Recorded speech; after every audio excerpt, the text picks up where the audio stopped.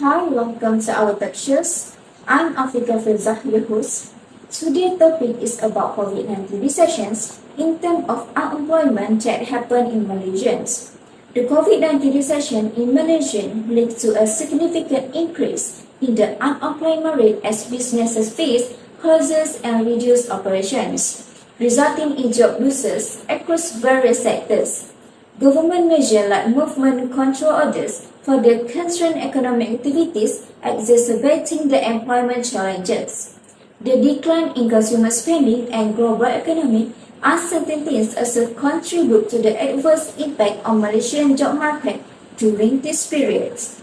We know that COVID-19 gives a big impact to Malaysians, and we have three guests for today. We have Professor Madia Husna from UiTM Shah Alam. Hi, I am Prof. Maria Husna from ITM Shah Alam. Ms. FADHILAH, Managing Director of Amanah Ikhtiar Malaysia. Hello, I am Noor binti ZAINUDDIN, a Manager Director at Amanah Ikhtiar Malaysia.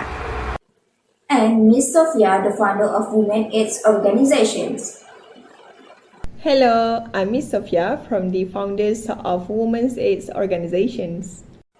With us to talk about this topic. Regarding these issues, there are a few groups that were affected by COVID-19 recession in terms of employment. As a representative from a government institution, what do you think, Prof. Husna, about these issues? First of all, I would like to thank you, Ms. AFIQAH, for the question and for having me today in this talk show. So, as a representative from UiTM Shah Alam, I would like to highlight regarding to these issues. A group of youth also has been affected by this COVID-19 recession. For me, the COVID-19 recession has significantly impacted young Malaysians, leading to higher unemployment and income difficulties. The recession has exacerbated existing inequalities in the economy and society, with younger and lesser educated workers being the hardest hit. The labour market condition for the youths remain challenging, with higher levels of unemployment and labour force withdrawal compared to the other age groups. So the recession of COVID-19 also has led to job losses, particularly in middle and low scale jobs, affecting young employees. And the impact from this pandemic have been asymmetric, disproportionately affecting the young and vulnerable groups. Youth unemployment has reached 12.5% in 2020, up from 10.5% in 2019 and 10.7% until 10.9% in 2015 until 2018.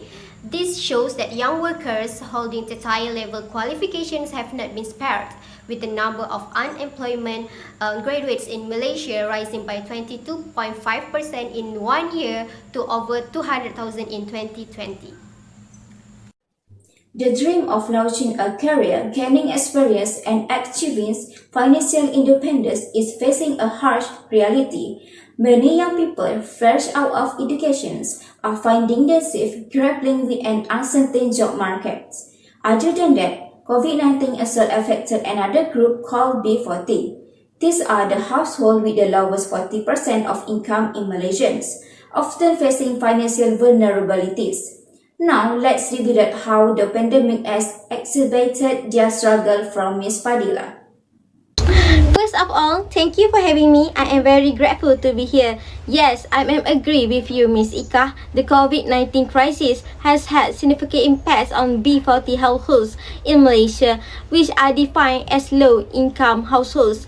The pandemic has deepened existing inequalities in the economy and society, with B40 households facing increased financial pressures and challenges in accessing basic services. The B40 group often consists of low-wage workers and daily wage earners who are more vulnerable to economic shocks. Many B40 individuals have faced income loss and job insecurity as a result of business closures, layoff, and disruption to economic activities during lockdowns. Additionally, many in the B40 groups are engaged in informal or gig economy work, which lack of job security and benefits. Economic uncertainties during the pandemic have increased vulnerabilities for those depend on informal employment. This gives bad impacts on the unemployment rate, which causes to hit 8%, especially group of B40. Moreover, people SME in Malaysia majorly from B40. A study conducted on SME in Malaysia found that 70% of them were affected by the COVID-19 outbreak, leading to the closure of their business during the movement control order. For B40, 2020 is a year of humility and empathy, where they are to start appreciate if they are able to earn RM5 per daily. The B40 community is significantly represented in industry most affected by the pandemics. As this sector experienced closures and reduced demand, many within the B40 group face job losses and income instability. Aside from that, the economic fallout from the pandemic has hit women hard. Many find themselves in sectors heavily affected by shutdowns. And the gender gap in employment is widening. Let's develop into the reason behind this disproportionate impact from Ms. Sofia. Thank you, Ms. AFIQAH, for giving me such an honor to talk in this show. Well, on my side, the COVID-19 crisis has had a notable impact on women's employment in Malaysia, exacerbating existing gender disparities, as we all know that women in Malaysia are overrepresented in sectors such as hospitality, retail and services, which have been disproportionately affected by lockdown and restrictions.